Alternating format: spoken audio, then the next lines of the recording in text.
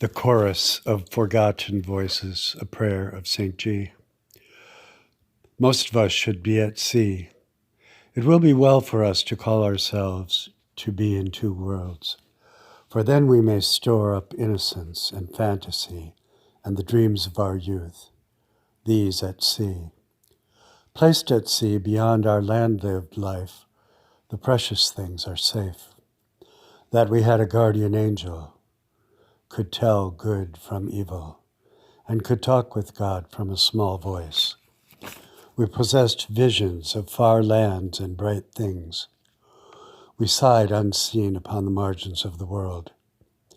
Shoreless skies stood above the black and roaring waves, escaped from night and slanting through the thin silver mist.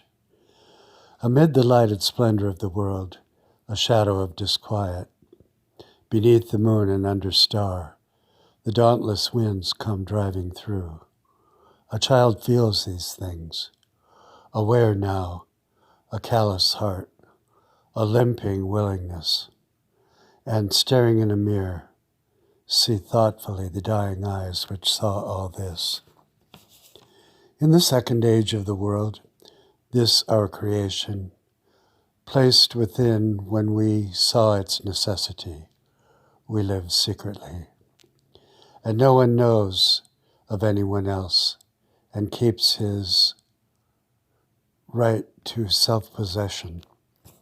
The other world from which we come across the sea, we walk on land and lie and hide, so that how could we stand before the Lord? We had to have this other world.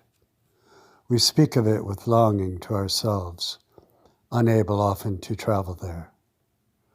Where upon the earth the old power is more newly stretching out over the scattered lives. Faintly we hear the songs of the blessed realm where lives the child. When ends the world, we do present ourselves to you, this child.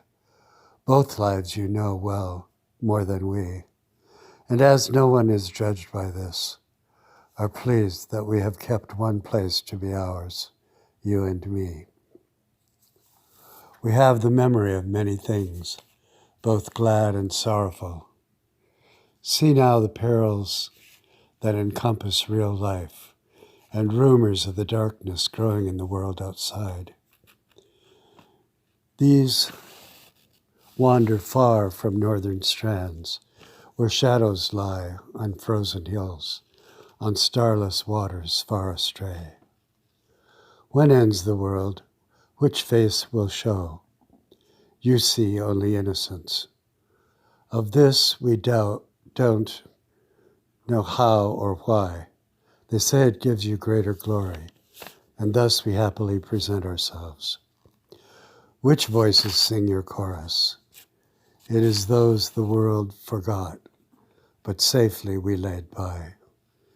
And we are admitted to your covenant of closeness, adjusted to, subordinated to the life of God. Didn't we practice this, leaving one life for another? Whom have I in heaven but thee? The pious heart which went up is filled with pure, disinterested spiritual love.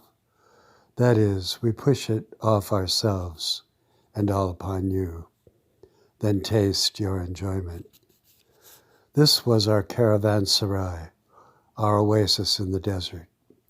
Secretly, mine lay in Susa of Mesopotamia, where Esther lived, and where King Ahasuerus pondered. That night could not the king sleep, and brought before him the book of records of the Chronicles, here to find my peace in what had been and could not be changed. There is nothing to withhold, nothing to conceal. Your entire plan of redemption has been unfolded as chronicle. The mystery hidden through the ages has been revealed. That our wayward life be forgiven and the pure core of it raised up, to live with you everlastingly. Surely the caravanserai of heaven. Amen.